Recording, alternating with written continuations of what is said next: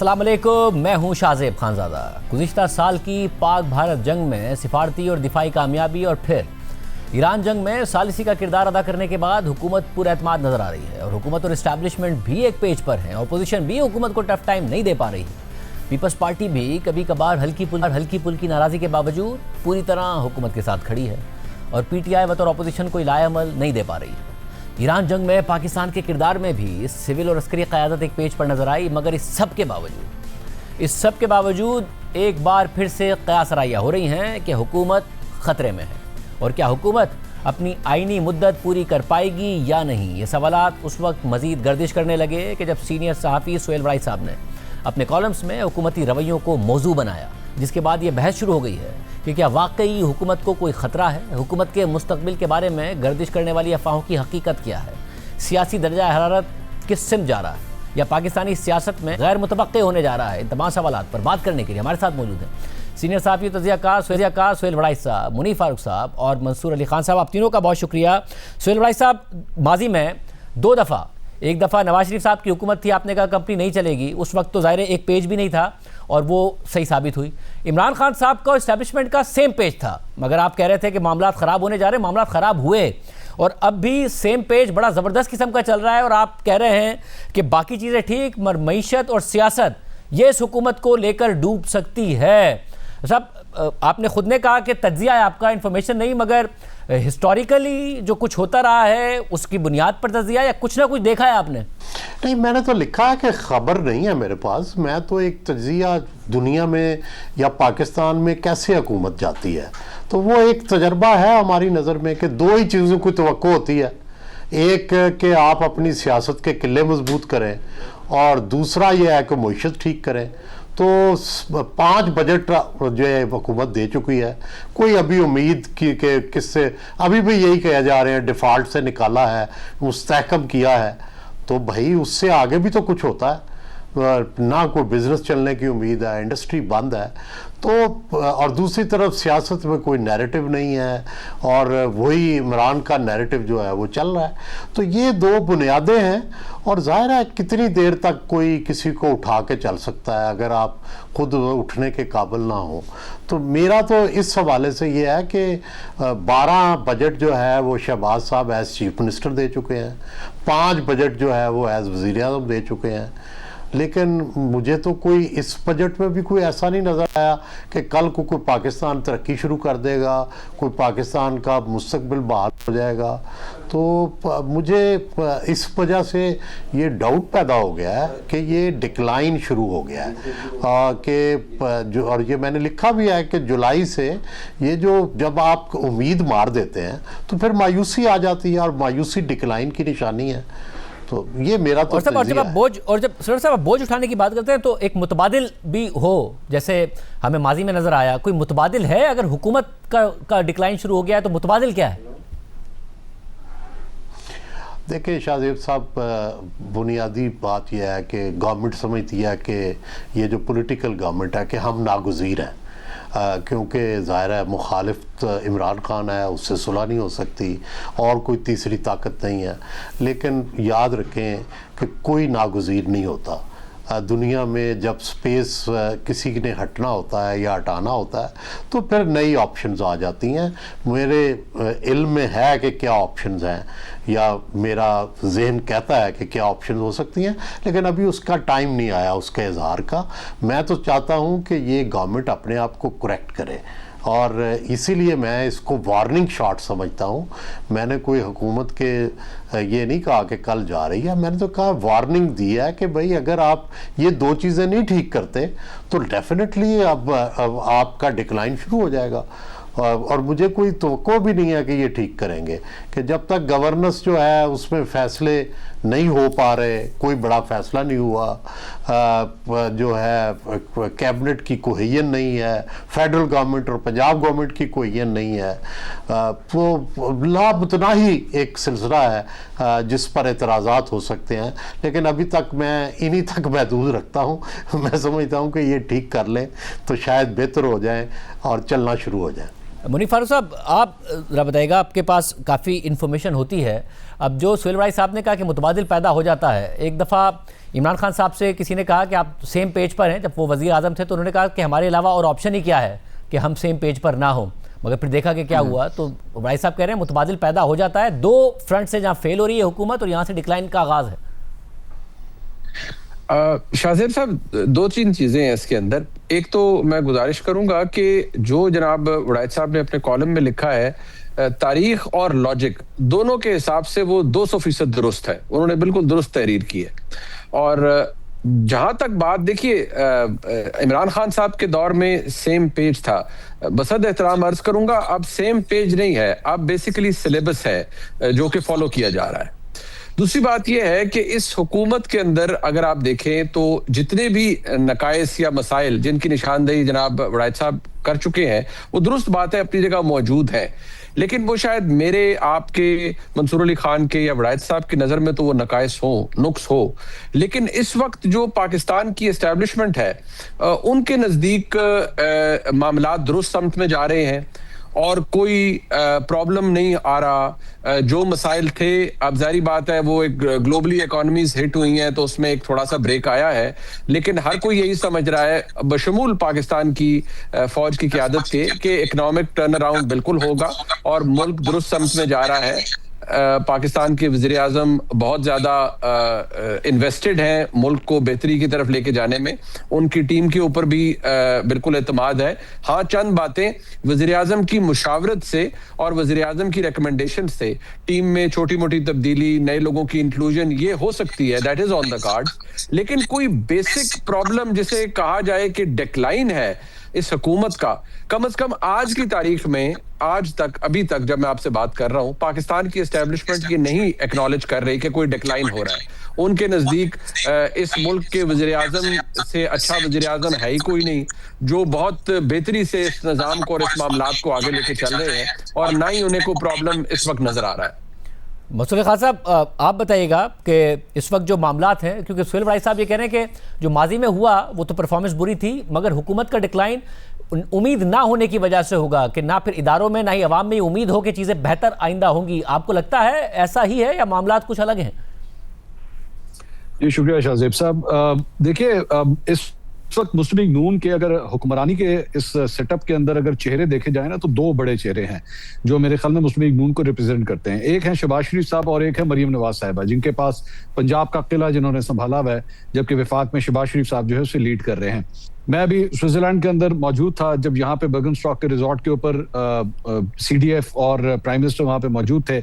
मुझे तो वहाँ पे किसी किस्म की कोई दरार फिलहाल नजर नहीं आई, लेकिन मैं फिलहाल का लफ्ज इस्तेमाल इसलिए करूंगा क्योंकि अब जाहिर बात है ये पाकिस्तान है, इसके फ्यूचर के बारे में प्रेडिक्ट करना बहुत मुश्किल है। हाँ, ये हकीकत है कि मुल्की मामलात के हवाले से आमतौर पर रिवायती तौर पर, जिस तरह सोहेल साहब कह रहे थे, मईशत हो जाए, गवर्नेंस हो जाए, इन इशूज की वजह से हो सकता है कि कल को इख्तलाफ हो। लेकिन यहाँ पे सिस्टम इस किस्म का है कि अगर कोई इशू हुआ, अगर किसी शख्सियत के बारे में कोई प्रॉब्लम आई और वो कन्वे कर दिया गया, तो मैं नहीं समझता कि शहबाज शरीफ साहब किसी बात पर रेजिस्ट करेंगे या वो कहेंगे कि नहीं, ये जो आप शख्स कह रहे हैं, ये फलां मिनिस्टर की बात कर रहे हैं या फलां मिनिस्ट्री की बात कर रहे हैं, ऐसा नहीं होगा, ये वाला हमारा बंदा चेंज नहीं होगा। ऐसी तो कोई रेजिस्टेंस नजर ही नहीं आएगी, ना आई है और ना नजर आएगी। तो इसलिए यहां तो क्लैश की सूरत नजर नहीं आती। दूसरी बात ये, अब आ जाइए मरियम नवाज साहिबा के हवाले से। मैं ये खबर नहीं दे रहा, मैं सुहेल साहब से ये सीखते हुए, उनके शागिर्द होते हैं कि नाते सीखते हुए मैं ये कहूंगा एनालिसिस की बुनियाद पे, हाँ वहां पे कुछ फ्रिक्शन पॉइंट्स हैं, वहां पे कुछ दो चार चीजें ऐसी हैं जो नापसंद हैं कि ऐसा नहीं करना चाहिए था। मिसाल के तौर पे जो अपने आप को तस्वीरी, ये जो एक सिलसिला चलता है, हर जगह तस्वीरें लगा देना, नहीं पसंद ये चीज, इसको ज्यादा अच्छी निगाह से नहीं देखा जाता है। Self promotion, extraordinary self promotion जो है, इसको ज्यादा पसंद नहीं किया जाता। ये डिस्कशंस भी हुई हैं जहां पे इन चीजों को रेज भी किया गया है। फ्रिक्शन पॉइंट जरूर मौजूद है, लेकिन बिल्कुल एक उसी तरह जिस तरह कहा जाता है ना, एक बच्चा जो है वो अगर बारिश में जाके खेले तो माँ बाप कहते हैं कि बेटा ध्यान रखो, कल को नजला, खांसी, जुकाम तुम्हें हो सकता है। और अगर बच्चा जो है वो उसके गले में सिर्फ दर्द हो तो फिर पेरेंट्स की जो वालिदैन होते हैं उनकी इंडिकेशन होती है अब इसको बुखार होगा, अब इसको नजला हो जाएगा, तो उसी वक्त दवाई दे दी जाती है। मेरे ख्याल में ये वो वाली स्टेज है जब इस निजाम के गले में थोड़ी सी दर्द है, लेकिन ये निजाम जो है अपने आप को दवाई खा के ठीक करने की भी पूरी सलाहियत रखता है। फिलहाल मामला बुखार की तरफ नहीं गया। मगर मंसूर साहब, अगर मसला मरियम साहिबा का है तो ये तो मरियम साहिबा के मुस्तकबिल को खतरे में डालता है और शहबाज शरीफ साहब के मुस्तकबिल को और ज्यादा सिक्योर कर देता है। मेरे ख्याल में बिल्कुल आपकी सही ऑब्जर्वेशन है। और मिसाल के तौर पे यहाँ पे इस वक्त जो गुफ्तगू होती है वो ये है कि मरियम नवाज साहिबा अपने आप को इस मौजूदा सेटअप के अंदर सिर्फ वजीर आला की कुर्सी को एक स्टेपिंग स्टोन के तौर पे कंसिडर करती है। वो ये नहीं समझती कि मैंने यहीं पे रहना है। वो रहती लाहौर में है लेकिन नजरें इस्लामाबाद की तरफ है। और अगले सेटअप के अंदर मुस्लिम लीग नून के अंदर जो उनके इंटरनल हलके हैं वो डिस्कशंस यही करते हैं कि अगला वजीर आजम कौन होगा। यहाँ पे डिस्कशंस इस वक्त ये नहीं होती कि अगला वजीर आजम शहबाज शरीफ ही होगा, बल्कि मेरे ख्याल में मरियम नवाज साहिबा ये खुद चाहेंगी कि ये टॉपिक ऑफ डिस्कशन खुले कि अगला वजीर आजम कौन होगा, और उसके बाद जब कौन होगा तो फिर जो ऑप्शंस हैं वो डिस्कस होना शुरू हो। तो मेरी नजर में मरियम नवाज साहिबा बेशक इस वक्त पंजाब को जो है वो रूल कर रही हैं, लेकिन उनका अल्टीमेट गोल जो है वो इस्लामाबाद है। सुलेमान साहब, इस वक्त शहबाज शरीफ साहब के साथ मामला ठीक हो, मरियम नवाज साहिबा के साथ फ्रिक्शन हो, ये ज़्यादा कंफर्टेबल करेंगे शहबाज शरीफ साहब को, या कहीं ना कहीं वहां पर भी फ्रिक्शन पैदा हो जाएगी? नहीं, देखिए, पहली तो बात यह है कि ये दोनों मेरे भाई जो हैं बड़े मुझे अजीज़ हैं और बड़ी इनकी अनबाइस्ड और बड़ा सॉलिड इंफॉर्मेशन होती है। मेरे पास तो इंफॉर्मेशन कोई नहीं है, मेरा तो तज्जिया है। तो मैं तो ये कहता हूँ कि 5 साल तो उनकी गवर्नमेंट को मुसलसल हो गए। पहले पीडीएम के वज़ीर आज़म थे, अब वो 2.5 साल से 5 बजट दे चुके हैं। तो उन्होंने कितने साल हुकूमत करनी है? क्या उन्होंने 10 साल हुकूमत करनी है, 8 साल करनी है, 7 साल करनी है? क्या यानी उनका प्लान है? और क्या इसी तरह करते जाना है? तो उससे तो कोई उम्मीद पैदा नहीं होगी। मेरा पहला क्वेश्चन ये है। तो जितनी देर तक गवर्नेंस के अंदर और हुकूमत के अंदर अब तब्दीली नहीं आती, मेरा ख्याल है कि कोई उम्मीद पैदा नहीं होगी। मेरा तो इसमें बुनियादी सवाल ये है कि ना पॉलिटिक्स तो वो कर ही नहीं रहे। प्राइम मिनिस्टर ने आज तक कोई सियासी जलसे से खिताब नहीं किया, कोई उन्होंने सियासी मीटिंग नहीं की, कोई उन्होंने जो है वो आज तक सियासी बात नहीं की। ठीक है।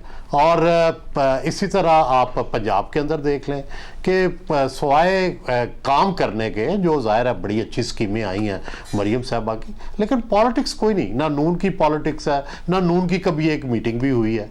तो भाई आप सियासत की बुनियाद पे तो वज़ीर आला हैं या वज़ीर आज़म हैं, तो उस सियासत को आपने छोड़ ही दिया। तो मेरे तो ये बुनियादी सवालात हैं कि जब आप सियासत भी नहीं कर रहे, आप मईशत में भी बेहतरी नहीं ला रहे, तो फिर आप कर क्या रहे हैं? फिर सवाल तो ये है ना कि फिर आप किसी की नज़र करम पर हैं कि भाई बड़े अच्छे तलक़ात हैं, बड़े जनाब आप गुड बॉय हैं, हर चीज़। तो ये क्या इसी तरह ही चल सकता है हमेशा? कभी भी नहीं चलता। ज़फ़रुल्लाह जमाली, मोहम्मद ख़ान जुनेजो, सारी मिसालें हमारे सामने मौजूद हैं कि तमाम तर वो ताबेदारी करते थे। लेकिन जब आप कोई ग्राउंड पे आपकी कोई पोजीशन ही ना हो, तो कितनी देर तक आपको कोई उठा के चलेगा?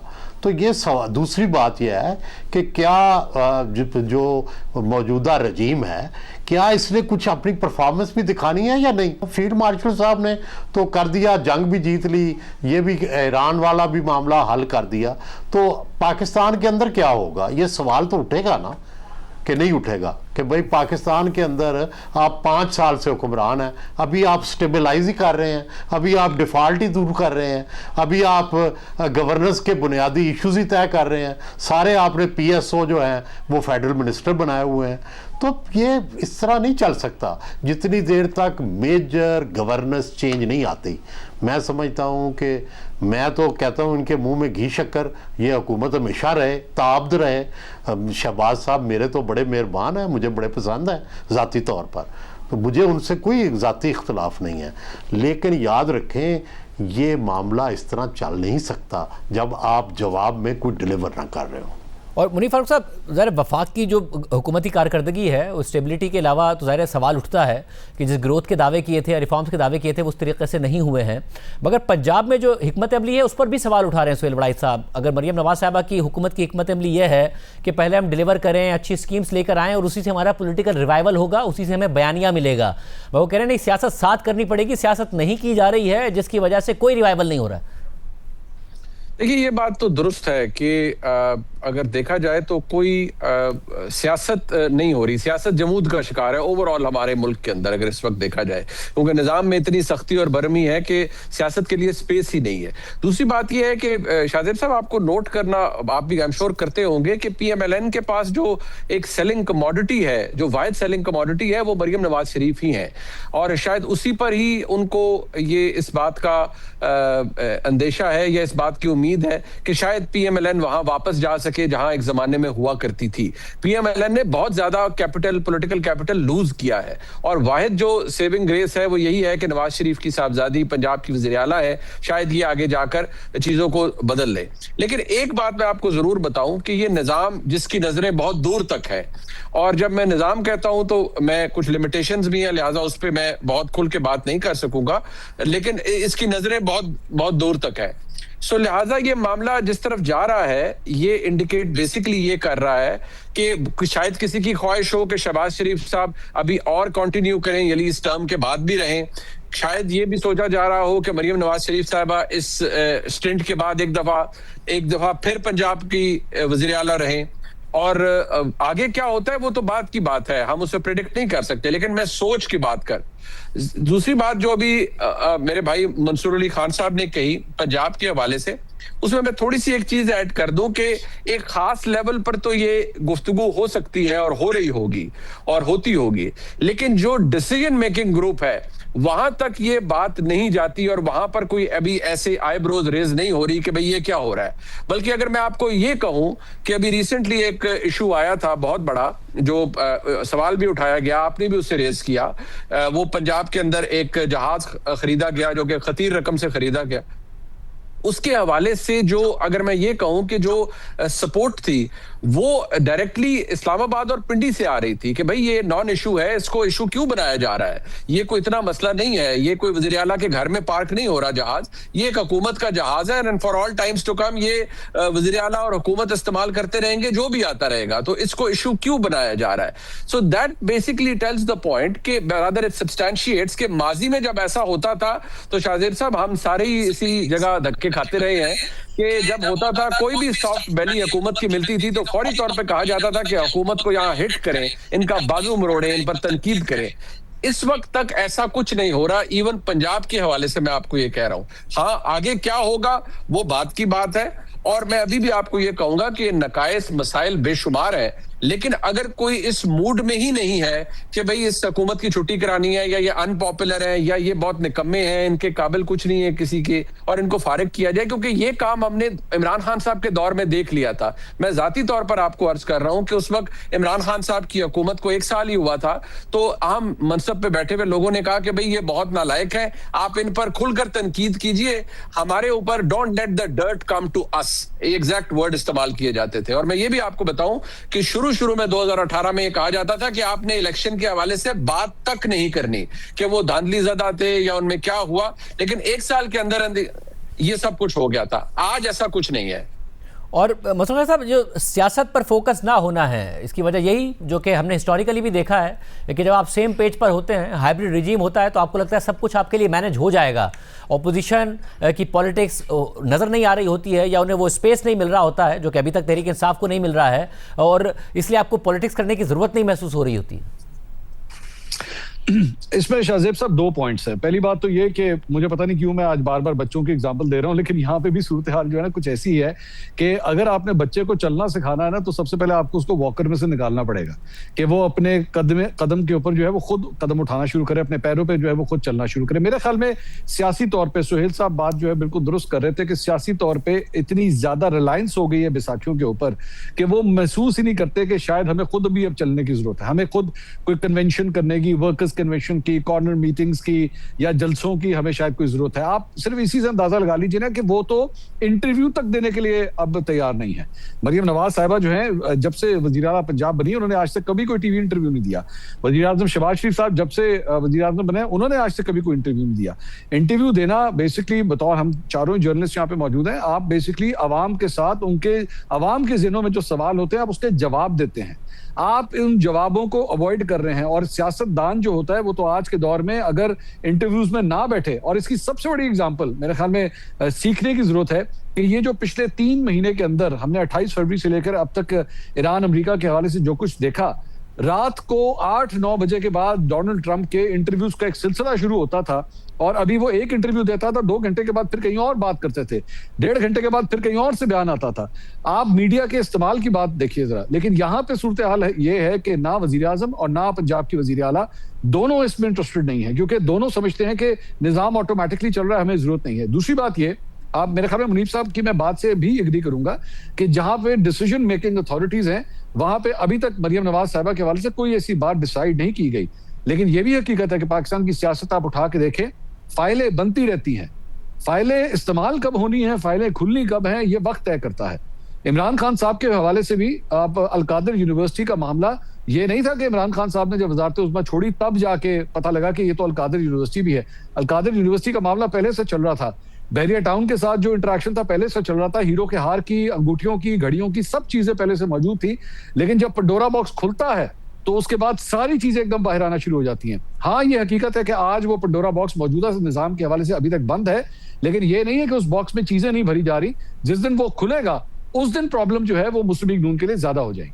और सलोराय साहब, मीडिया के हवाले से आपने भी बड़ा तफसील से लिखा है, इंटरव्यूज़ ना देना, प्रेस कॉन्फ्रेंसेस ना करना, सहाफ़ियों के सवाल ना लेना, अपना बयानिया ना सामने रखना, ये बार बार हमें नज़र आ रहा है कि कोई ऐसा लगता है कि फ़िक्र नहीं है, इश्तिहारात ज़रूर हैं, अपनी तस्वीर ज़रूर रिलीज़ कर दी जाती है, मगर उस तरीके से मीडिया को इंगेज करना वो हमें सूरत हाल नहीं नज़र आती।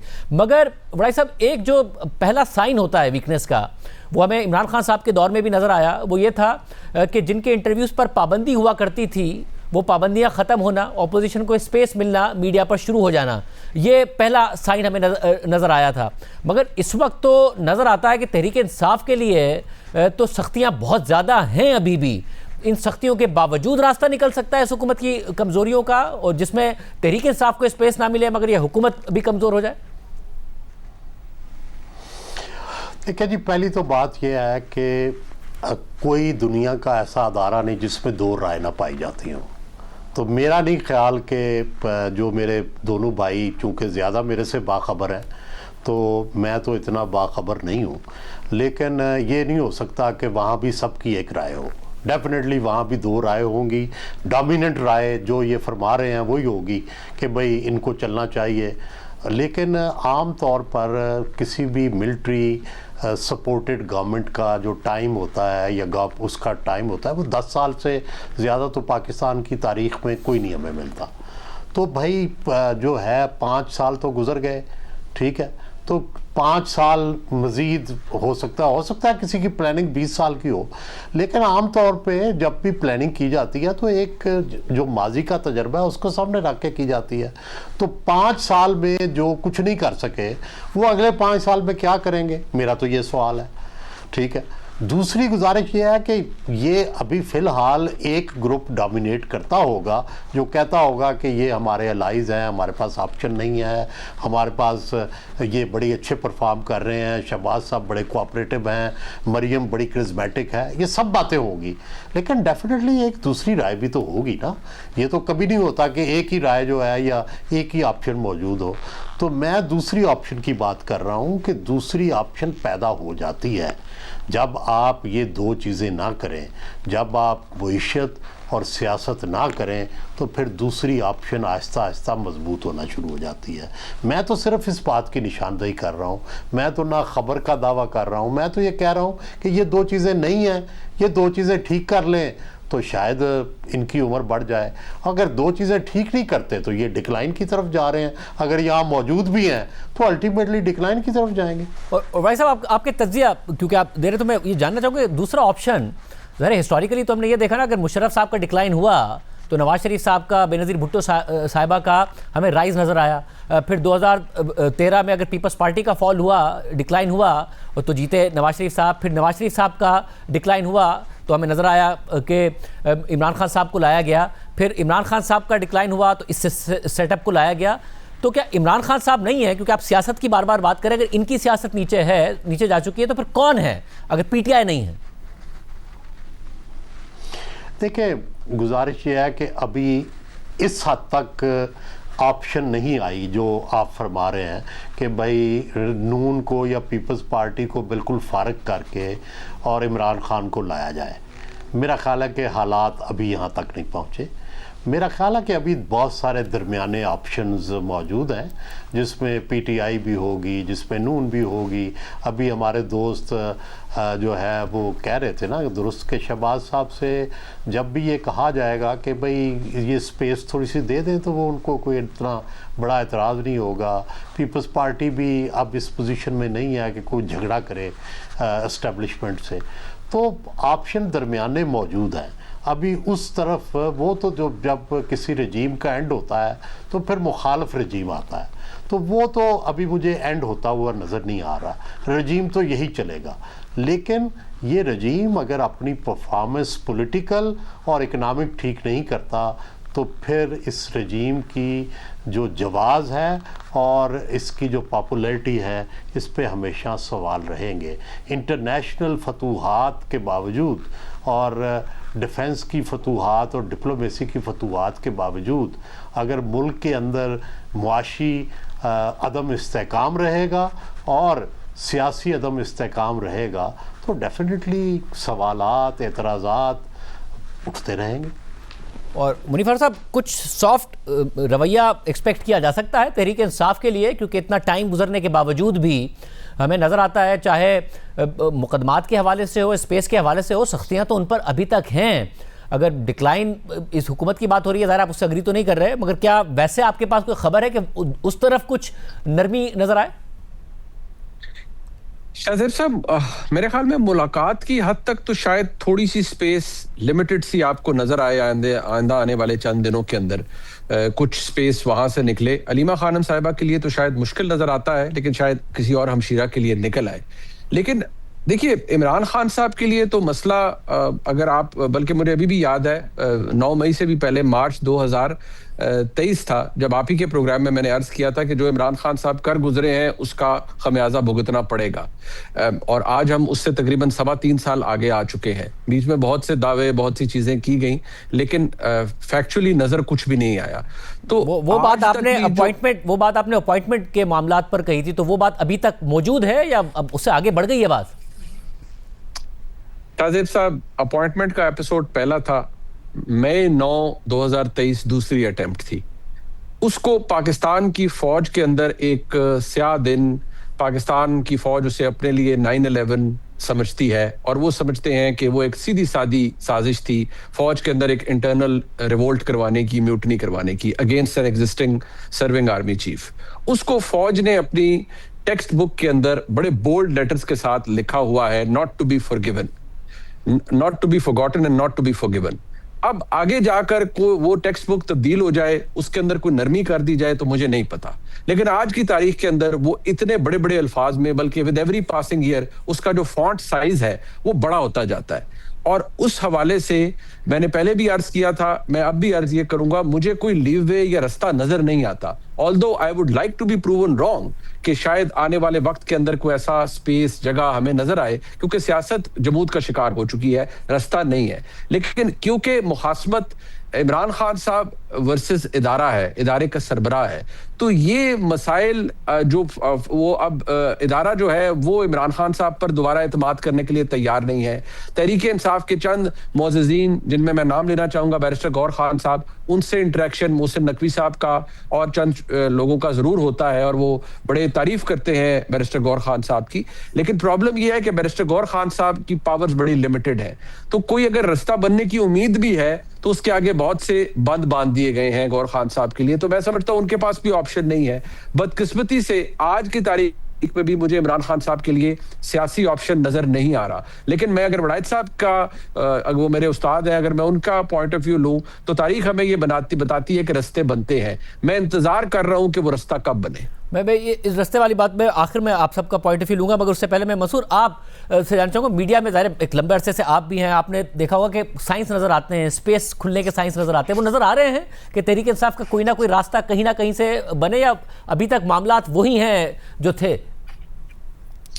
नहीं, देखिए मेरे ख्याल में बैरिस्टर गौहर की जिस तरह अभी बात कर रहे थे मुनीब साहब, मुझे लगता है कि बेशक ठीक है, वजीर आजम जो है जाके बैरिस्टर गौहर से हाथ भी मिलाएंगे, ऑफर भी करेंगे, वो ऑपोजिशन लीडर से भी जो है, अचकज़ई साहब से भी जो है वो मुसाफिया करेंगे, बात करेंगे, लेकिन ये एक बड़ी गलत सियासी चाल होगी कि वो पाकिस्तान तहरीक-ए-इंसाफ को कोई भी किसी किस्म की स्पेस देने के लिए तैयार हो जाए। मतलब कौन सी सियासी जमात ये चाहेगी? आप मुझे बताइए ना, एक मिनट के लिए आप पीटीआई का दौर भी अगर उठा के देख लें, तो क्या इमरान खान साहब ने कभी कोई ऐसा मौका छोड़ा कि वो मुस्लिम लीग नून के लिए जो है कोई स्पेस क्रिएट करने दें, या वो कोई ऐसी बात करें कि अच्छा जी जाएं जाके उनसे बात कर लेते? नहीं, कोई भी नहीं करता। बल्कि as a matter of fact Imran Khan साहब को खुद इस बात का पता था कि मेरा अगर कोई सबसे बड़ा कंपेटिटर है या मेरी कोई जगह आके ले सकता है तो वो शहबाज शरीफ साहब है। उनको सबसे ज्यादा खतरा शहबाज शरीफ साहब से था कि ये वो शख्सियत है जिनके ताल्लुकात पिंडी के साथ बड़े जबरदस्त बन सकते हैं, और बन गए। अल्टीमेटली वही हुआ। तो यहाँ पे एक तो मौजूदा हुकूमत के ऊपर मैं इस बात के ऊपर ट्रस्ट करने के लिए तैयार नहीं हूं कि वो पीटीआई को किसी किस्म का स्पेस देंगे। दूसरी बात ये कि पाकिस्तान तहरीक-ए-इंसाफ, अब ये किस्मत समझ लीजिए या जो भी है, एक शतरंज की तरह है। आप एक चाल चलते हैं, आपका मुखालिफ दूसरी चलता है, आप उसके बाद तीसरी चाल चलते हैं, चौथी चाल आपका मुखालिफ चलता है। कभी आपकी चाल ठीक हो जाती है, कभी आपकी गलत होती है। अनफॉर्चुनेटली और फॉर्चुनेटली पाकिस्तान तहरीक-ए-इंसाफ जो भी चालें चलती रही है हालिया चंद सालों के अंदर, वो गलत ही हुई है। बल्कि मैं तो ये कहूंगा, अगर आप 2017-18 का टाइम पीरियड देखिए, तब पाकिस्तान तहरीक-ए-इंसाफ जो चाल चलती थी वो ठीक होती थी और नून लीग की तमाम गलत हो रही थी। अब सीधी सूरत हाल बिल्कुल मुख्तलिफ हो गई है। आपने डोनाल्ड ट्रंप के ऊपर रिलाई किया कि डोनाल्ड ट्रंप आएगा, वो आके बचा लेगा, वो आके कोई पाकिस्तान के ऊपर प्रेशर डालेगा। वो बिल्कुल ऑपोजिट हो गया। डोनाल्ड ट्रंप जो है वो आज मतलब मौजूदा निजाम की तारीफें कर नहीं थकता, बार बार वो तारीफें करते हैं। इसके अलावा आपने इस्लामाबाद पे चढ़ाई की, आपने सोचा इसके जरिए शायद कुछ होगा, वो भी नहीं हो सका। गड्डापुर साहब जो है वो 12 अजला का सफर करते करते वापस KP असेंबली चले गए। 9 मई हुआ, आपने वो कोशिश की शायद इससे कुछ हो जाएगा। आपने चीफ जस्टिस के हवाले से जो है 26वीं आईनी तरमीम के ऊपर पोजीशन लिया, आपने कहा हम इनको कोर्ट्स में हाजिर नहीं होंगे। अब आप कोर्ट्स में भी हाजिर हो रहे हैं, वहां पे तमाम तर केसेस भी सुनाए जा रहे हैं। आपने इस्लामाबाद हाईकोर्ट के चीफ जस्टिस के अगेंस्ट पूरा महाज खड़ा किया, शायद इनके ऊपर प्रेशर डालने से कुछ होगा। आज सिचुएशन ये है, और मैं हैरान हूं इस बात से कि आज अडयाला जेल के बाहर सिर्फ 10,000 बंदा मांगा जा रहा है। कॉलें दी जा रही हैं कि सिर्फ 10,000 आ जाए। आपसे 1,000 बंदा इकट्ठा करना मुश्किल हो चुका है। सो ये किस्मत की बात है कि आप जो भी हो, ये भी हो सकता है कि आज से साल के बाद, 1.5 साल के बाद, मैं नहीं जानता, लेकिन हो सकता है तो आप कोई भी चाल चलें और वो सब की सब ठीक होना शुरू हो जाए, और आपके मौजूदा हुक्मरान कोई भी चाल चलें वो शायद सारी की सारी गलत साबित हो जाए। ये जो बात की है अफजल भाई साहब, मसूर खान साहब ने, और बहुत सारे माजी के वाक़यात बताए हैं, सारी चालें उस वक्त तक सही चल रही थी इमरान खान साहब की, जब तक इस्टेब्लिशमेंट साथ थी। 2014 का धरना हो, PTV पर चढ़ाई कर दी, क्या क्या नहीं कर दिया, सब उनके फेवर में जा रहा था।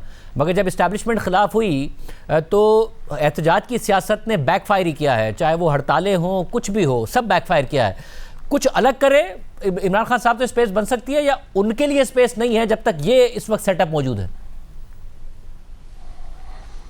देखिए, हमें ये देखना चाहिए कि माजी में क्या हुआ। देखिए, नवाज शरीफ साहब और बेनज़ीर भुट्टो दोनों एस्टेब्लिशमेंट से लड़ते रहे और सुलह करते रहे। आप देखें कि एक चीज़, वो दोनों वायलेंट नहीं हुए, नो वो मिलिटेंट्स की तरफ गए। वो दोनों ने अपने इख्तलाफात को एक सियासी हद तक रखा, और आप देखा कि दोनों वापस आ गए। बेनज़ीर भुट्टो 17 सीटें लेके भी वापस आ गई 2.5 साल के बाद, और नवाज शरीफ साहब लड़ के भी जो फ़ौज के सरबराह से दोबारा वापस आ गए। तो यहाँ गलती यही हुई कि ये वायलेंट हो गए। इन्होंने समझा कि मिलिटेंसी दिखा के हम ब्लैकमेल कर लेंगे, लेकिन स्टेट को आप इस तरह से लड़ के कभी नहीं जीत सकते। कोई मिलिटेंट ग्रुप, और पॉलिटिक्स तो है ही नॉन वायलेंट, तो बुनियादी तौर पर वो पॉलिटिक्स से हट गए। आप देखें कि अब जाकर PTI ने पहली दफ़ा किसी और पार्टी, यानी महमूद अचकज़ई साहब को, और सेनेट में किसी और को बनाया, जबकि आप देखें कि भुट्टो साहब की फांसी के बाद MRD फ़ौरन बन गई थी, इसी तरह ARD फ़ौरन बन गई थी। तो ये तो अभी तक मौलाना फजलुर रहमान से उस तरह का इत्तेहाद नहीं बना सके, अभी तक पीपल्स पार्टी को वो नहीं कर सके, कोई अपनी हमदर्दी जर्नलिस्टों में, वकला में, बाकी जो ह्यूमन राइट्स ग्रुप हैं उस पर पैदा नहीं कर सके, क्योंकि हर एक के ख़िलाफ़ है, हर एक के ख़िलाफ़ बयान देते हैं, हर एक के ख़िलाफ़ जो है वो बात करते हैं। दुनिया में सियासत जोड़ने का नाम है, सियासत तोड़ने का नाम नहीं है। तो PTI ने समझा कि हम अकेले ही सिर्फ जो है वो जीत लेंगे, नहीं, सियासत जोड़ के और फिर लड़ने का नाम है। आप पहले लड़े और फिर आखिरकार अब यही सूरत हाल है जिस तरह ये कह रहे हैं। पहले इनके पास जो एजुटेशन पावर थी, स्ट्रीट पावर थी, वो ख़त्म हुई और सिर्फ जो थी वोट पावर रह गई। लेकिन याद रखें कि जब ऑर्गेनाइजेशन ना हो, पीटीआई हैज़ नो ऑर्गेनाइजेशन, और जब तक किसी पार्टी की ऑर्गेनाइजेशन ना हो आप बंदा इकट्ठे नहीं कर सकते, आप कोई शो नहीं कर सकते। तो बुनियादी जो चीज़ें करने वाली थी वो तो उन्होंने की नहीं। जिस तरह हुकूमत में थे तो कोई तैयारी नहीं की थी, चुनांचे हुकूमत नहीं चली। अपोजिशन में है तो उसकी भी कोई तैयारी नहीं है। पंजाब का कोई लीडर ही नहीं है इस वक्त। पंजाब के अंदर कॉल देते हैं, एक भी शहर में किसी में मुजाहरा भी नहीं होता। तो इस तरह तो पीपल्स पार्टी कमज़ोर तरीन लम्हात में भी इतनी कमज़ोर नहीं थी। वो भी कम से कम 8-10 बंदे आ जाते थे जो गिरफ्तारी दे देते थे। तो बुनियादी बात यह है कि पीटीआई के लिए, लेकिन इस तमाम बातों के बावजूद मैं समझता हूँ कि पीटीआई के लिए जगह निकलेगी। और वो निकलेगी कैसे? वो निकलेगी इसलिए कि जब भी कोई अगला सेटअप चेंज होगा उसमें या तो खुद तहरीक इंसाफ के चेयरमैन जो हैं अपने सोच को बदलेंगे, और अगर सोच को नहीं बदलते तो उनके लिए तो ज़ाहिर है कोई नरमी नहीं है। तो दूसरी तरफ पीटीआई के अंदर एक बहुत बड़ा ग्रोह जो है वो फिर मौजूदा इस्टेब्लिशमेंट के साथ, हुकूमत के साथ कोऑपरेट करने को तैयार है। फिर अगला जो भी कोई सेटअप होगा उसमें पीटीआई भी किसी न किसी तरीके से, चाहे एक ग्रुप की शक्ल में, चाहे सारी की सारी, वो भी शामिल होगी। तो तब जाके एक इंटरनल स्टेबिलिटी का निज़ाम पैदा होगा। मुनीफर साहब, आपका मैं फाइनल कमेंट चाहूँगा। आप ज़ाहिर 2 वाक़यात बताते हैं जो आपने पिछले जवाब में भी बताए, मगर वो अगर कुछ अपना कंडक्ट चेंज हो, ज़ाहिर नवाज शरीफ साहब ने भी किया। ऐसा नहीं है कि नवाज शरीफ साहब के बहुत ज़्यादा खिलाफ नहीं थे इंस्टीट्यूशनल लेवल पर, मगर मोहतरमा बेनज़ीर भुट्टो साहबा ने भी रास्ता निकाला, जैसे कि वड़ाई साहब बता रहे हैं। रास्ता निकाल सकते हैं खान साहब अगर अपनी जो पॉलिटिक्स है उसकी डायरेक्शन बदलें? साजिब साहब, I would like to believe कि एक दो चीजें, एक ये कि खान साहब अपना रवैया या अपनी सियासत का रुख बदलें। दूसरा ये कि जिस तरह वड़ाई साहब फरमा रहे हैं कि आगे चल के तहरीक इंसाफ के लिए अगर खान साहब नहीं बदलेंगे तो फिर Tehreek Insaf minus Imran Khan, which I don't think PTI exists minus Imran Khan, क्योंकि उनके बगैर क्या तहरीक इंसाफ होगी। लेकिन देखिए, फौज बहसियत इदारा अगर आप उसकी हैयत को या उनको देखें, एक अटेम्प्ट हुई थी, उससे पहले के अटेम्प्ट्स को या चीज़ों को देख लें कि मियां नवाज शरीफ वज़ीर आज़म थे, उन्होंने अटेम्प्ट की थी अपनी मर्जी का आर्मी चीफ लगाने का और एक आर्मी चीफ को बरतरफ करने का, तो उसका नतीजा हमारे सामने था। यहाँ इमरान खान वज़ीर आज़म नहीं थे, उन्होंने एक फौज के जनरल को, जिन्होंने आर्मी चीफ के उस लाइन में थे, उनको रोकने के लिए एक अटेम्प्ट की इन कहूट्स विद अदर पीपल जो फौज के अंदर थे। उसका नतीजा भी हमारे सामने है। फैज हमीद साहब के ट्रायल के हवाले से मैंने आपको बार बार अर्ज किया कि जो मामला चार्जशीट में है उससे बियॉन्ड कुछ चीजें हैं, वो अब हमारे पास टेस्टामेंट मौजूद है कि इट इज बियॉन्ड दैट, और वो बड़े स्लो बर्नर पे हैं। वो शायद पता नहीं कब आए, लेकिन कुछ चीजें सामने आएंगी जो कि दावे किए जाते रहे हमारे सामने। अब सवाल ये है कि अगर खान साहब अपनी रवैया बदलेंगे शायद उनके लिए स्पेस निकल आए, लेकिन जो मौजूदा क़यादत में इमरान खान साहब के ऊपर एक बदएतमादी की फिजा है वो आज तक इंटैक्ट है।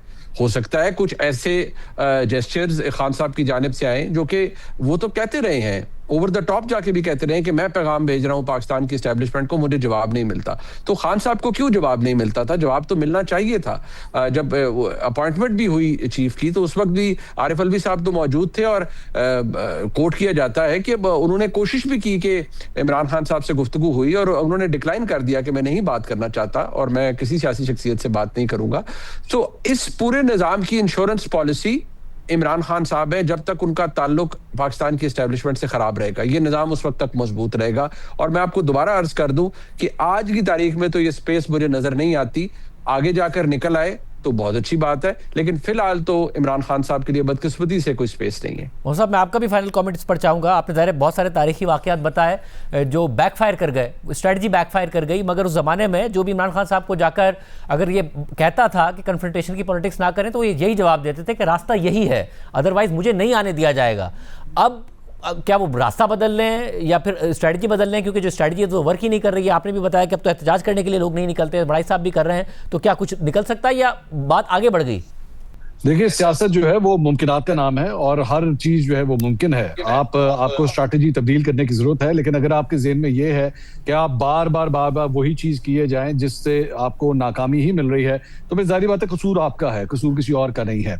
या तो इस तरह नहीं हो सकता कि आपकी पार्टी का एक धड़ा जो है वो मुज़ाकरात की तरफ जा रहा हो और एक धड़ा जो है मुज़ाहमत की तरफ जा रहा हो और मामला इतने खराब हो जाएं कि ये आपस में ही लड़ना शुरू हो जाए। इस वक्त पाकिस्तान तहरीक इंसाफ में यही सूरत हाल है। देयर आर मेनी पीपल जो एक्चुअली एक दूसरे से बातचीत तक नहीं कर रहे, एक दूसरे की शक्ल तक देखना गवारा नहीं कर रहे, वो कई महीनों से एक दूसरे से मिले तक नहीं है। ये पार्टी के अंदर अली अमीन गंडापुर और सुहेल आफरीदी साहब की एग्जांपल आपके सामने है। पब्लिक के अंदर ये लड़ाई हो रही है। इसके अलावा मतलब जिस तरह हमने पाकिस्तान तहरीक इंसाफ पंजाब की अगर हम बात करें, पंजाब की लीडरशिप जो है टोटली डिस्ट्रीब्यूटेड है आपस में। सो जब तक ये सूरत हाल चलेगी तब तक आपके लिए कोई उम्मीद नहीं। और दूसरी बात, एक बात ज़हन में रखिएगा, मेरे ख्याल में इसके ऊपर बात बहुत कम होती है कि इमरान खान साहब के लिए भी एक टाइम लिमिट जो है वो टिक टिक कर रही है। वो भी उनको भी नजर आ रहा है कि मेरी एज भी बढ़ती जा रही है, अल्लाह उन्हें जिंदगी दे, लेकिन जाहिर बात है आपका एक बुढ़ापा होता है वो आपके ऊपर हावी होना शुरू होता है। नवाज शरीफ साहब के आज रिफ्लेक्सेस देख लीजिए ना, उनके भी रिफ्लेक्सेस अब स्लो हो चुके हैं। वो एनर्जी नहीं रही जो एक जमाने में होती थी। तो इस चीज का डिफरेंस मेरे ख्याल में अभी वक्त लगेगा, लेकिन शायद अगर अपनी स्ट्रैटेजी तब्दील की जाए तो सोल्यूशन निकल भी सकता है। बहुत शुक्रिया नाज़रीन, तफसील तज़किया आपने मकसद पर सुना कि क्या हालात हैं और क्या हालात होते नजर आते हैं। प्रोग्राम में ब्रेक शामिल करते हैं, एक और खबर आपके सामने रखेंगे। इसराइल की दहाइयों से ये ख्वाहिश और तैयारी थी कि अपने सबसे बड़े दुश्मन ईरान पर बराह रास्त हमला कर दे, ईरान की जौहरी और फौजी तनसीबात को तबाह कर दे और बिलाखिर ईरान में रजीम चेंज करके अमेरिका और इसराइल का हामी हुकूमती निज़ाम कायम कर दिया जाए। ताहम इसराइल शिद्दत से ये भी चाहता था कि अगर वो ईरान से जंग छेड़े तो इसमें अमेरिका भी बराह रास्त शरीक हो जाए, क्योंकि इसराइल फौजी और इंटेलिजेंस के लिहाज से काफ़ी ज़्यादा सलाहियतें तो रखता था, लेकिन इतनी ताकत और सलाहियत नहीं रखता था कि वो अकेले ही ईरान में ये सारे अहदाफ हासिल कर सके। लिहाजा इसराइली हुकूमत और अमेरिका में इसराइली लॉबी कई अमरीकी सदूर के दौर में दहाइयों तक ये कोशिशें करते रहे कि अमेरिका इसराइल के साथ मिलकर ईरान पर हमले के लिए राज़ी हो जाए।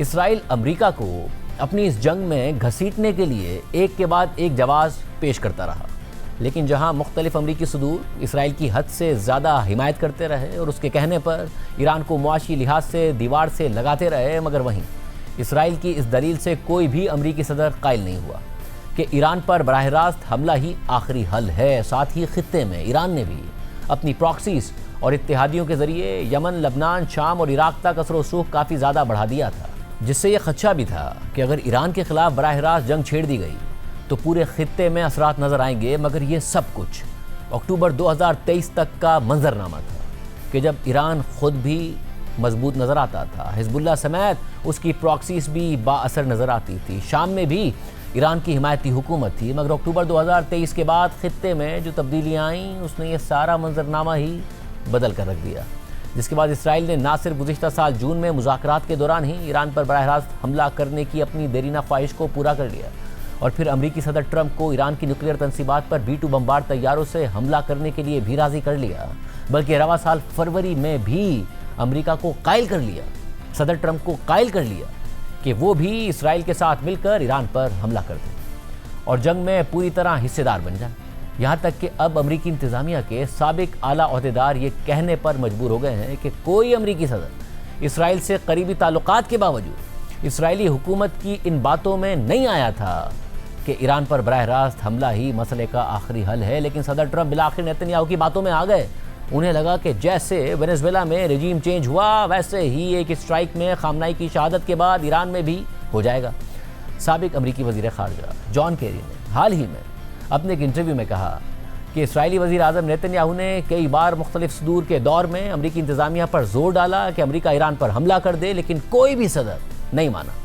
जॉन केरी के मुताबिक नेतन्याहू ने यह प्रपोजल साबिक अमरीकी सदर बराक ओबामा के सामने रखा, लेकिन वो भी नहीं माने, सदर बाइडेन नहीं माने, सदर बुश भी नहीं माने, लेकिन ट्रंप वो वाहिद सदर जो राजी हो गए। I was part of any number of conversations with Prime Minister Netanyahu. He wanted us to strike. He came to President Obama. He made a presentation that asked to strike. President Obama refused. President Biden refused. President Bush refused. The only president who has agreed to this, obviously, is President Trump. इसी तरह साबिक अमरीकी वज़ीर ख़ारजा Hillary Clinton ने 17 जून को अपने एक बयान में कहा कि जब वो सदर ओबामा के दौर में वज़ीर ख़ारजा थीं तो नेतन्याहू की क़यादत में इजरायली हुकूमत ये कैंपेन चला रही थी और भरपूर और मुसलसल ये दबाव डाल रही थी कि अमेरिका ईरान पर हमला करने में इसराइल की मदद करे। ये 2009 से लेकर 2012 के आखिर तक का ज़माना था और वो ऐसी बातें कहते थे कि जैसे हमारे तैयारे तैयार खड़े हैं और मैं कहती थी कि अच्छा, good luck, great. When I was secretary, it was a constant, theme by Netanyahu and his then government, the then defense minister Ehud Barak, the former prime minister. It was relentless. It was a constant push. He would basically say, you need to support us in attacking Iran. And back then, this was, 2009 to the end of 2012, and they would say things like, our planes are on the tarmac. And I'd say, well, good luck. I mean, great. मगर फिर सदर Trump Netanyahu की बातों में आ गए और Iran पर हमला करके रेजिम चेंज का ख्वाब देखने लगे। उन्हें लगा कि जैसे वेनेजुएला में रेजिम चेंज हुआ वैसे ही एक स्ट्राइक में आयतुल्ला खामनाई की शहादत के बाद ईरान में भी हो जाएगा। लेकिन कई हफ्तों की जंग में ईरान में तबाही फैलाने, ईरानी हमलों की वजह से अरब ममालिक में तबाही होने और इसराइल के हमलों की वजह से लबनान में तबाही होने और अमेरिका के अरबों डॉलर्स के अखराजात के बावजूद अमेरिका ईरान में वो हदफ हासिल नहीं कर सका कि जिसकी उम्मीद दिलाकर नेतन्याहू ने अमेरिका को जंग में घसीटा था। बल्कि उल्टा ईरान जिसका असर सूख कमज़ोर पड़ गया था वो दोबारा बहाल होना शुरू हो गया।